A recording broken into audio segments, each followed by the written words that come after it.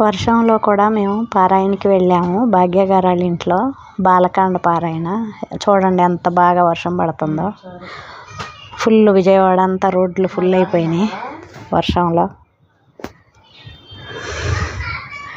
కార్లు కూడా మునిగిపోతున్నాయి.